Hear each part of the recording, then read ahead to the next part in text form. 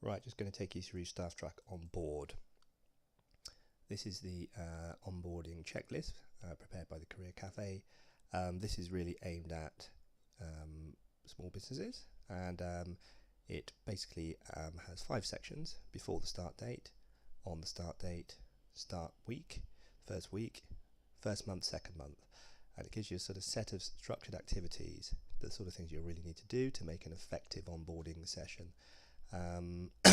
So obvious things like confirming start date and time and dress code with employee.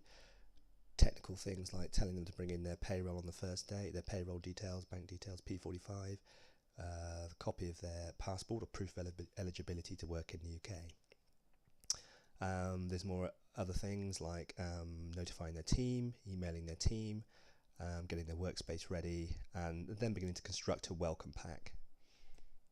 Okay, containing things like a schedule for the first week, organisation chart, probation process, poor performance management process, parking information, etc. On the first day, clearly you'll execute your welcome pack, the things that you sort of planned earlier.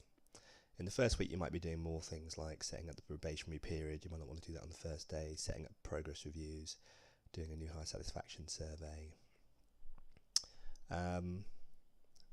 Other things you would want to look at are the new hire's first month, new hire's second month, third month, and these are all the sort of tasks you would do at that point.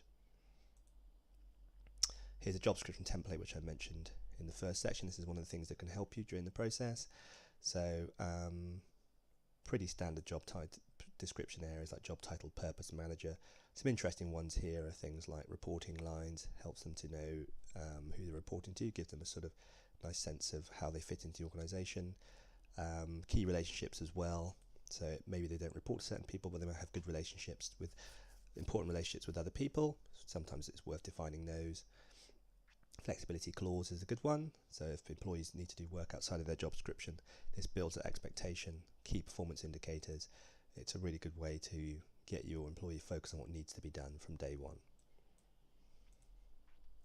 The probation review form for 3 months probationary period. Many employees will be employed on a probationary period for 3 months. If you're going to do that, this form just explains how to do it step by step. You really don't need to know a huge amount about it to follow this form.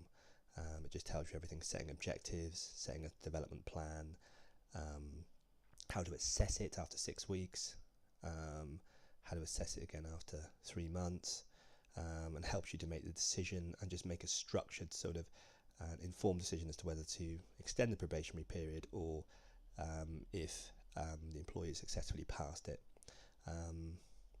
I can make it clear at this point, this form does not constitute legal advice, and it's assumed you will get legal advice if you decide to dismiss any employee or extend their probationary period.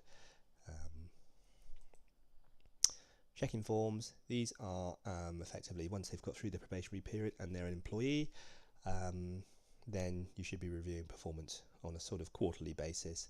The idea of these annual appraisals once a year have sort of gone out of fashion now. Most of the companies are moving to quarterly appraisals. It enables your teams to be more responsive, flexible, agile, because you can make changes to the direction of the team, to objectives, to incentives on a much more regular basis, and that's exactly what the strength of these kind of type of reviews is. Thanks for coming today, and I hope you'll find this tool useful. Thanks, bye.